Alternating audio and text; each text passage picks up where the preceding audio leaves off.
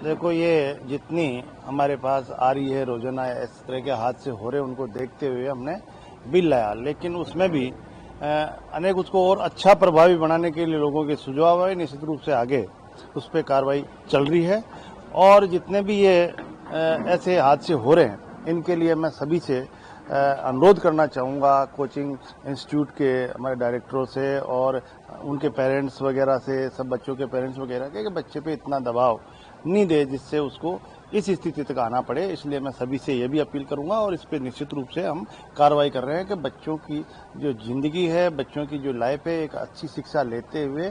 और हम अपने जिंदगी के साथ ऐसा खिलवाड़ नहीं करें, इसके लिए मैं प्रयास कर रहा हूं और हम सब मिलकर प्रयास करेंगे तो इसमें हम अच्छा बच्चों के लिए आगे कर सकते हैं। डिप्टी सीएम साहब, जो सरकार का उसका इम्प्लीमेंटेशन हुआ, अच्छी अच्छी योजनाएं थी, दूसरा बजट हाल ही में घोषित हुआ, क्या एक रूपरेखा लेकर सरकार चल रही है ताकि जो बजट की घोषणा है वो धरातल पर? देखिए, आपने देखा होगा जिस तरह से हमारे यशस्वी मुख्यमंत्री भजनलाल जी शर्मा पहला बजट लिया और उसको धरातल पे उतारने के लिए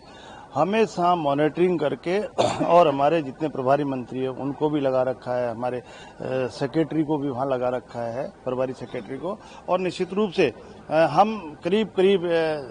90-95% उस पर काम कर चुके हैं। और अब वाला बजट है उस पर भी दूसरे दिन से ही प्रभारी मंत्रियों को और सबको ये दायित्व दिया कि ये जल्दी से जल्दी हम धरातल पे उतारें। तो ये भारतीय जनता पार्टी की डबल इंजन की सरकार है और एक लक्ष्य विजन लेके चलती है, जो काम कहती है वो करती है और धरातल पे लाती है। इसलिए हमारे यशस्वी मुख्यमंत्री जी इस पर बहुत अच्छा प्रयास कर रहे हैं, हमारी सरकार अच्छा प्रयास कर रही है।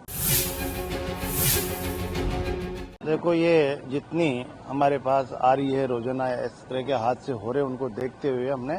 बिल लाया, लेकिन उसमें भी अनेक उसको और अच्छा प्रभावी बनाने के लिए लोगों के सुझाव आए। निश्चित रूप से आगे उस पर कार्रवाई चल रही है और जितने भी ये ऐसे हादसे हो रहे हैं, इनके लिए मैं सभी से अनुरोध करना चाहूँगा, कोचिंग इंस्टीट्यूट के हमारे डायरेक्टरों से और उनके पेरेंट्स वगैरह से, सब बच्चों के पेरेंट्स वगैरह के, कि बच्चे पे इतना दबाव नहीं दे जिससे उसको इस स्थिति तक आना पड़े। इसलिए मैं सभी से ये भी अपील करूंगा और इस पर निश्चित रूप से हम कार्रवाई कर रहे हैं कि बच्चों की जो जिंदगी है, बच्चों की जो लाइफ है, एक अच्छी शिक्षा लेते हुए